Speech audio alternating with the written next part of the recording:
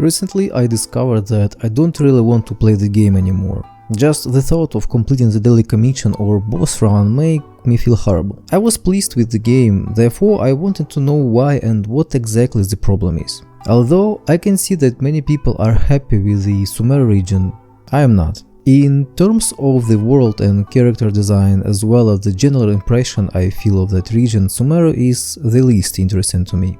My favorite region is Inazuma, so whenever I play I always say to myself that this or that was better during the Inazuma time, and I simply can't get over it. I still recall the first time I entered Inazuma, how lightning touched the ground and how deadly and dark it was, especially in the Tatsarasuna region. Naturally, the area has now become more friendlier since the Inazuma patch ended, and nothing like what I initially described has happened. Inazuma was just far superior to the Sumeru even in comparison. Even though it's been quite a long time since then, I still remember the Sacred Sakura cleansing ritual and Tatara Tales quests. The second one was time-gated, which is a bummer, but I really liked it altogether. Also, I think all of us do still remember the quest where a kid was waiting for his mom. This quest specifically hits hard. And Teppei, you will be in our memory forever, man. Inazuma's main questline was quite enjoyable, but I must admit that the end of the patch, the entire questline had gotten worse. Simply put, it appears that the developers wanted to get this part of the narrative over with as soon as possible, which is kinda unfortunate. As for the Sumeru main quest, well, it's actually pretty good, but this is the only good thing in Sumeru for me. Now, in terms of characters, Inazuma gave us such remarkable units as Kazuha, Ayaka, Yoimiya, Raiden Shogun, Sara, Kokumi, Ito, Yae, Ayato, Kuki, Heizo. These characters are fantastic in every way, from their design to their playstyle. I was just happy to have them in my team at this point of the game. This point of the game when every character was a good one, or almost every character was a good one. Look, I understand that the Sumeru is only just begun, but let's look at what have been accomplished thus far, and what kind of characters we have so far. Tignari's design and playstyle are really interesting, so I wouldn't mind losing my 50-50 to him. Collei has a tragic backstory and some lore, but nothing else can convince me to play her. I strongly dislike the design and playstyle. Dori.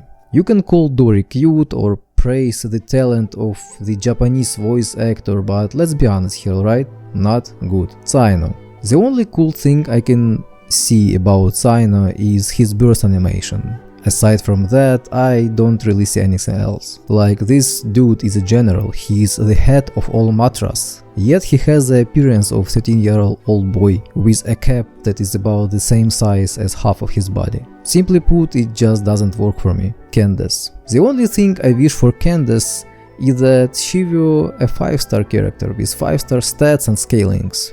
Nilo, neither her design nor her kit are my favorable.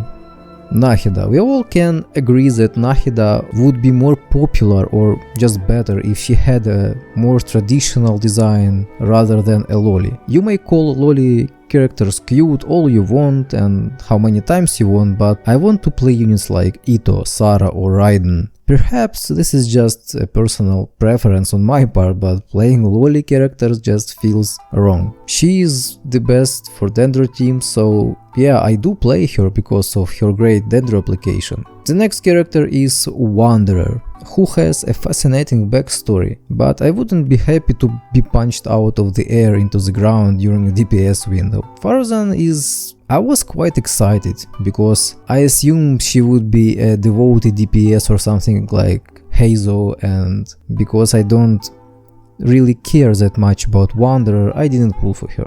The last one is Alhaitham, and this is a weird one. At first glance he appears to have everything I like, an Ayato model which I like, some muscle which is also good, but something is still off.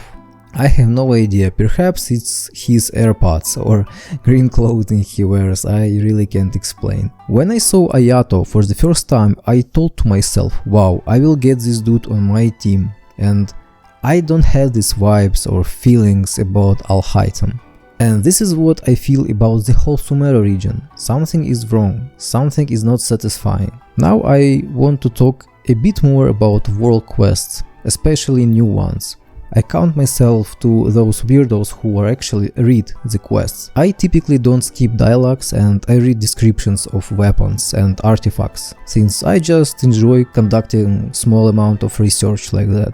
And I must admit that thus far it appears as though an AI created every side quest. It's boring, it's long, and I didn't enjoy doing them at all, which is quite unusual for me. I think I listed a few of the Inazuma's quests that I still remember, right? Well, I read the entire Aranara quest line, but I already can't recall what the hell happened there. All in all, quests are getting just longer, more boring, and rewards are getting lesser.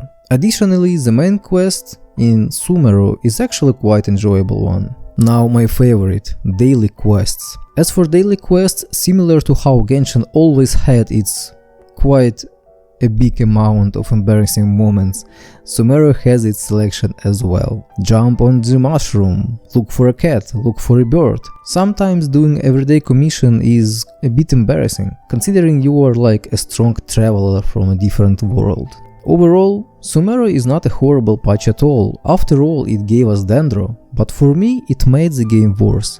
The quests worse, especially daily quests, and characters worse as well. I eventually became so bored that I actually cleared the abyss on all stars. Something that I did only 2 times before once from it is for the video on my Kazuha build. I saw some of the characters we might be getting soon on Reddit, but none of them excite me the way Raiden or Ayato or Yoimiya did during the showcase on official livestream.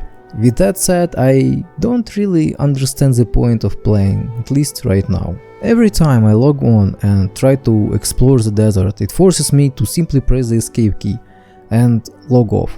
Especially when they give you a basic chest at the end of the large, uninteresting challenge, in the desert to be specifically, and sometimes it's actually mechanically time-gated. My final opinion on Genshin in 2023 is that it's still a nice game, don't understand me wrong, it's a nice game, and I would recommend it, but since Sumeru things have gotten worse.